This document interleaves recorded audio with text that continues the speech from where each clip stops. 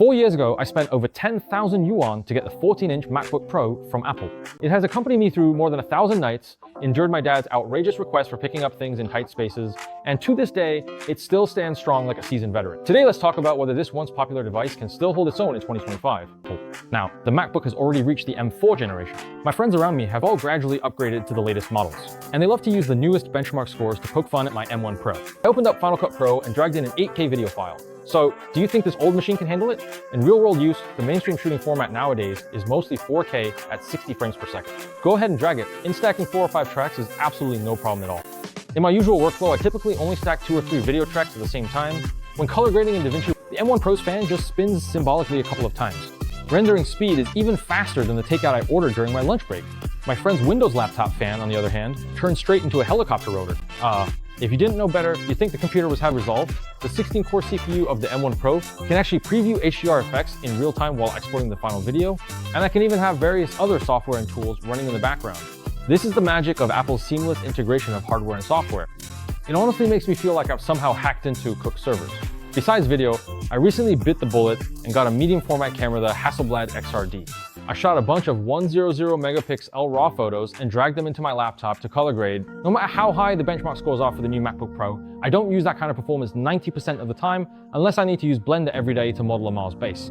Otherwise, performance anxiety is just self-imposed pressure save the money you'd spend on a new device. Results. Over the past 4 years, its screen and keyboard have spoiled my eyes and fingers. The 14-inch Retina display features mini LED backlight technology, 3024 by 1964 resolution, and a 120 Hz ProMotion adaptive refresh rate. Picture something. As for this screen's specs, they're outstanding for video color grading and HDR content creation, almost unbeatable. Color reproduction is excellent, and among laptops in the same price range, it stood out. Even in 2025, it's still more than enough. The old butterfly keyboard's stiff, metallic typing experience. Now, the scissor switch keyboard feels as gentle as a first love, providing clear tactile feedback, and even after long periods of use, your fingers won't feel tired. The trackpad below the keyboard is also something you can't go back from once you've tried it. It supports multi-touch gesture controls, making it even more efficient and flexible than a mouse. One of the highlights of this product is its rich selection of ports. A MagSafe charging port, a full-size HDMI port, an SD card slot, and 3 Thunderbolt 4 ports. There's also a 3.5mm audio jack. With such a wide range of ports, you can basically say goodbye to docking stations. In terms of battery life, the official figures are 11 hours of wireless web browsing and 17 hours of video playback. Personally, I've never used it for that long. Usually, after working outside for 4 or 5 hours, there's still plenty of battery left for me to watch some Bilibili video. So here's the question, should you upgrade to the M4? Every time after an Apple launch event, I go through a bit of an identity crisis. The M4's neural engine is indeed, as rumored, 3 times faster, but then I glanced at my account balance. Well, forget it. I'll just treat manual cutouts as PS practice. Even though I'm now surrounded by people with M3S and M4S, all predicting the lifespan limit of my M1, I bet this thing will last until the M6 comes out. As someone who's been a user for 4 years, let me say something clear-headed.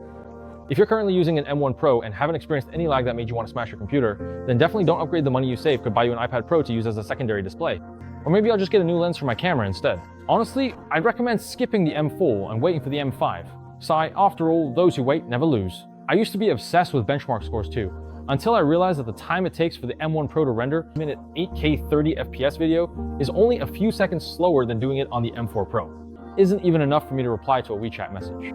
After all, only you know whether something is truly practical for you. Still pushing the M1 Pro in 2055 might be a bit against the trend. But if, like me, you're consistently broke and incredibly lazy, and you have a deep belief in the idea of good enough, then we can keep being holdouts for another 3 years. In 2025, the M1 Pro is still a solid workhorse that can help me make money, slack off, and maybe even stick around long enough to see Apple release the M10. As long as I don't accidentally spill coffee on it, I'll be fine. Of course, if you happen to be well off financially, something is truly practical for you. Of course, there's nothing wrong with chasing the latest and greatest. After all, it's you guys who are helping Cook hit his KPIs. All right, that's all for this video. I hope it was helpful to you. If you enjoyed it, don't forget to like, comment, and subscribe. See you in the next one. Bye-bye.